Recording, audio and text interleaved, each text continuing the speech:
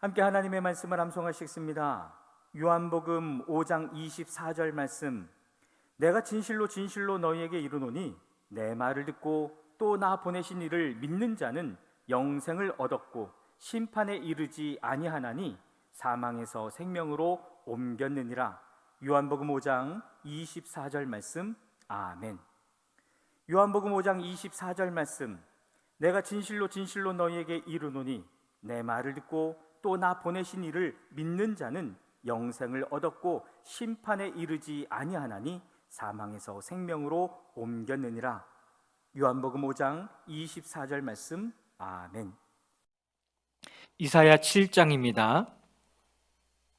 우시아의 손자요 요담의 아들인 유다 왕 아하스가 나라를 다스릴 때에 시리아 왕 르신이 르말리아의 아들 이스라엘 왕 베가와 함께 예루살렘을 치려고 올라왔지만 도성을 정복할 수 없었다. 시리아 군대가 에브라임에 주둔하고 있다는 말이 다윗 왕 시대 전해지자 왕의 마음과 백성의 마음이 마치 거센 바람 앞에서 요동하는 숲풀처럼 흔들렸다.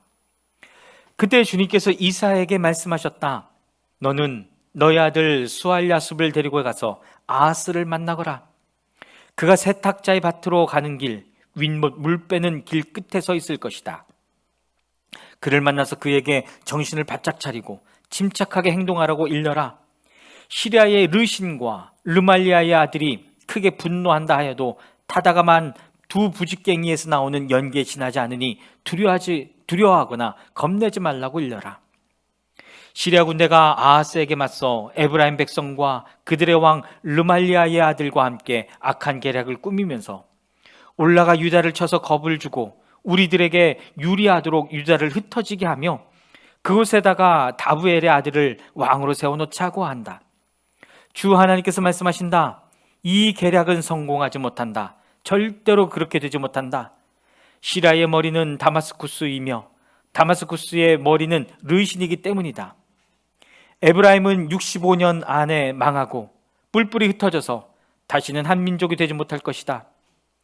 에브라임의 머리는 사마리아이고 사마리아의 머리는 고작해야 르말리아의 아들이다. 너희가 믿음 안에 굳게 서지 못한다면 너희는 절대로 굳게 서지 못한다. 주님께서 아하스에게 다시 말씀하셨다. 너는 주 너희 하나님에게 징조를 보여달라고 부탁하여라. 저 깊은 곳 스올에 있는 것이든 저 위 높은 곳에 있는 것이든 무엇이든지 보여달라고 하여라. 아하스가 대답하였다. 아닙니다. 저는 징조를 구하지도 않고 주님을 시험하지도 않겠습니다. 그때 이사야가 말하였다. 다윗 왕실은 들으십시오. 다윗 왕실은 백성의 인내를 시험한 것으로만으로는 부족하여 이제 하나님의 인내까지 시험해야 하겠습니까? 그러므로 주님께서 친히 다윗 왕실에 한 징조를 주실 것입니다. 보십시오. 처녀가 잉태하여 아들을 낳을 것이며 그가 그의 이름을 임마누엘이라고 할 것입니다. 그 아이가 잘못된 것을 거절하고 옳은 것을 선택할 나이가 될 때에 그 아이는 버터와 꿀을 먹을 것입니다. 그러나 그 아이가 잘못된 것을 거절하고 옳은 것을 선택할 나이가 되기 전에 임금님께서 미워하시는 저 두 왕의 땅이 황무지가 될 것입니다. 에브라임과 유다가 갈라진 때로부터 이제까지 이 백성이 겪어본 적이 없는 재난을 주님께서는 임금님과 임금님의 백성과 임금님의 아버지 집안에 내리실 것입니다. 주님께서 아시리아의 왕을 끌어들이실 것입니다. 그날에 주님께서 휘파람을 불어 이집트의 나일강 끝에 있는 파리떼를 부르시며 아시리아 땅에 있는 벌떼를 부르실 것입니다. 그러면 그것들이 모두 몰려와서 거친 골짜기와 바위 틈 모든 가시덤불과 모든 풀밭에 내려앉을 것입니다.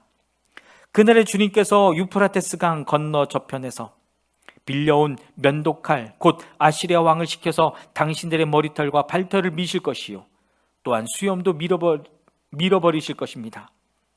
그날에는 비록 한 농부가 어린 암소 한 마리와 양 두 마리밖에 기르지 못해도 그것들이 내는 젖이 넉넉하여 버터를 만들어 먹을 수 있을 것입니다. 그 땅에 남아있는 사람들이 모두 버터와 꿀을 먹을 수 있을 것입니다. 그날에는 은천냥값이 되는 1000그루의 포도나무가 있던 곳마다 찔레나무와 가시나무로 덮일 것입니다. 온 땅이 찔레나무와 가시나무로 덮이므로 사람들은 화살과 활을 가지고 그리로 사냥을 갈 것입니다. 괭이로 일구던 모든 산에도 찔레나무와 가시나무가 덮이므로 당신은 두려워서 그리로 가지도 못할 것이며 다만 소나 노와 기르며 양이나 밟고 다니는 곳이 되고 말 것입니다. 이사야 8장입니다. 주님께서 나에게 말씀하셨다. 너는 큰 서판을 가지고 와서 그 위에 두루 쓰는 글자로 마할살랄 하스바스라고 써라. 내가 진실한 증인 우리아 제사장과 여베레기야의 아들 스가랴를 불러 증언하게 하겠다. 그런 다음에는 나는 예언자인 나의 아내를 가까이 하였다. 그러자 그 예언자가 임신하여 아들을 낳았는데 그때 주님께서 나에게 이렇게 말씀하셨다. 그의 이름을 마할살랄 하스바스라고 하여라. 이 아이가 아빠 엄마라고 부를 줄 알기도 전에 아시리아 왕이 다마스쿠스에서 빼앗은 재물과 사마리아에서 빼앗은 전리품을 가져갈 것이다. 주님께서 또 나에게 말씀하셨다. 이 백성이 고요히 흐르는 실로아 물은 싫어하고 르신과 르말리아의 아들을 좋아하니 나 주가 저 세차게 넘쳐 흐르는 유프라테스 강물 곧 아시리아 왕과 그의 모든 위력을 이 백성 위에 덮이게 하겠다. 그때 그 물이 온 셋강을 뒤덮고 둑마다 넘쳐서 유다로 밀려들고 소용돌이 치면서 흘러 유다를 휩쓸고 유다의 목에까지 찰 것이다. 임마누엘, 하나님께서 우리와 함께 계신다. 하나님께서 날개를 펴셔서 이 땅을 보호하신다. 너희 민족들아, 어디 전장의 함성을 질러보아라. 패망하고 말 것이다. 먼 나라에서 온 민족들아, 귀를 기울여라. 싸울 준비를 하여라. 그러나 마침내 패망하고 말 것이다. 그러나 마침내 패망하고 말 것이다. 싸울 준비를 하여라. 그러나 마침내 패망하고 말 것이다. 전략을 세워라. 그러나 마침내 실패하고 말 것이다. 계획을 말해보아라. 마침내 이루지 못할 것이다. 하나님께서 우리와 함께 계시기 때문이다. 주님께서 그 힘센 손으로 나를 붙잡고 이 백성의 길을 따라가지 말라고 나에게 이렇게 경고의 말씀을 하셨다. 너희는 이 백성이 모의하는 음모에 가담하지 말아라. 그들이 두려워하는 것을 두려워하지 말며 무서워하지도 말아라. 너희는 만군의 주 그분만을 거룩하다고 하여라. 그분만이 너희가 두려워할 뿐이시고 그분만이 너희가 무서워할 뿐이시다. 그는 성소도 되시지만 이스라엘의 두 집안에게는 거치는 돌도 되시고 걸리는 바위도 되시며 예루살렘 주민에게는 함정과 올가미도 되신다. 많은 사람이 거기에 걸려서 넘어지고 다치며 덫에 걸리듯이 걸리고 사로잡힐 것이다. 나는 이 증언 문서를 밀봉하고 이 가르침을 봉인해서 나의 제자들이 읽지 못하게 하겠다. 주님께서 비록 야곱의 집에서 얼굴을 돌리셔도 나는 주님을 기다리겠다. 나는 주님을 의지하겠다. 내가 여기에 있고 주님께서 나에게 주신 이 아이들이 여기에 있다. 나와 아이들은 시온산에 계시는 만군의 주님께서 이스라엘에게 보여주시는 살아있는 징조와 예표다. 그런데도 사람들은 너희에게 말할 것이다. 속살거리며 중얼거리는 신접한 자와 무당에게 물어보아라. 어느 백성이든지 자기들의 신들에게 묻는 것은 당연하다. 산자의 문제에 교훈과 지시를 받으려면 죽은 자에게 물어보아야 한다. 이렇게 말하는 자들은 결코 동트는 것을 못 볼 것이다. 그들은 괴로움과 굶주림으로 이 땅을 헤맬 것이다. 굶주리고 분노한 나머지 위를 쳐다보며 왕과 신들을 저주할 것이다. 그런 다음에 땅을 내려다보겠지만 보이는 것은 다만 고통과 흑암, 무서운 절망뿐일 것이니 마침내 그들은 짙은 흑암 속에 떨어져서 빠져나오지 못할 것이다. 이사야 9장입니다. 어둠 속에서 고통받던 백성에게서 어둠이 거칠 날이 온다. 옛적에는 주님께서 스불론 땅과 납달리 땅으로 멸시를 받게 버려두셨으나 그 뒤로는 주님께서 서쪽 지중해로부터 요단강 동쪽 지역에 이르기까지 그리고 이방 사람이 살고 있는 갈릴리 지역까지 이 모든 지역을 영화롭게 하실 것이다. 어둠 속에서 헤매던 백성이 큰 빛을 보았고 죽음의 그림자가 드리운 땅에 사는 사람들에게 빛이 비쳤다. 하나님, 주님께서 그들에게 큰 기쁨을 주셨고 그들을 행복하게 하셨습니다. 사람들이 곡식을 거둘 때 기뻐하듯이 그들이 주님 앞에서 기뻐하며 군인들이 전리품을 나눌 때 즐거워하듯이 그들이 주님 앞에서 즐거워합니다. 주님께서 미디안을 치시던 날처럼 그들을 내리 누르던 멍에를 부수시고 그들의 어깨를 짓누르던 통나무와 압제자의 몽둥이를 꺾으셨기 때문입니다. 침략자의 군화와 피 묻은 군복이 모두 땔감이 되어서 불에 타 없어질 것이기 때문입니다. 한 아기가 우리를 위해 태어났다. 우리가 한 아들을 모셨다. 그는 우리의 통치자가 될 것이다. 그의 이름은 놀라우신 조언자, 전능하신 하나님, 영존하시는 아버지, 평화의 왕이라고 불릴 것이다.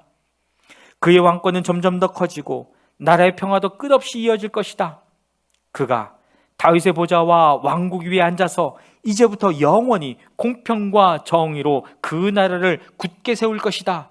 만군의 주님의 열심히 이것을 반드시 이루실 것이다. 주님께서 야곱에게 심판을 선언하셨다. 그것이 이스라엘 백성에게 이를 것이다.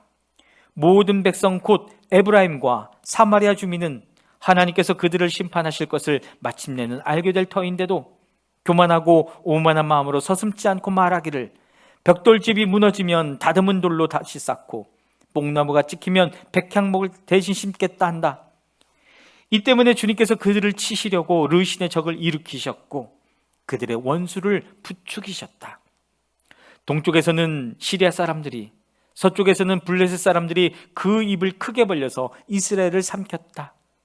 그래도 주님께서는 진노를 풀지 않으시고 심판을 계속하려고 여전히 손을 들고 계신다. 그런데도 이 백성은 그들을 치신 분에게로 돌아오지 않았고 만군의 주님을 찾지도 않았다. 그러므로 주님께서 이스라엘의 머리와 꼬리, 종려가지와 갈대를 하루에 자르실 것이다. 머리는 곧 장로와 고관들이고 꼬리는 곧 거짓을 가르치는 예언자들이다. 이 백성을 인도하는 지도자들이 잘못 인도하니 인도를 받는 백성이 멸망할 수밖에 없다. 그러므로 주님께서 그들의 젊은이들에게 자비를 베풀지 않으실 것이며 그들의 고아와 과부를 불쌍히 여기지 않으실 것이다. 그들은 모두가 불경건하여 악한 일을 하고 입으로는 어리석은 말만 한다. 그래서 주님께서는 진노를 풀지 않으시고 심판을 계속하시려고 여전히 손을 들고 계신다. 참으로 악이 불처럼 타올라서 찔레나무와 가시나무를 삼켜버리고 우거진 숲을 사르니 이것이 연기 기둥이 되어 휘돌며 올라간다. 만군의 주님의 진노로 땅이 바싹 타버리니 그 백성이 마치 불을 떼는 땔감같이 되며 아무도 서로를 아끼지 않을 것이다. 오른쪽에서 뜯어 먹어도 배가 고프고 왼쪽에서 삼켜도 배부르지 않아 각각 제 팔뚝의 살점을 뜯어 먹을 것이다. 므낫세는 에브라임을 먹고 에브라임은 므낫세를 먹고 그들이 다 함께 유다에 대항할 것이다. 그래서 주님께서는 진노를 풀지 않으시고 심판을 계속하시려고 여전히 손을 들고 계신다. 아멘.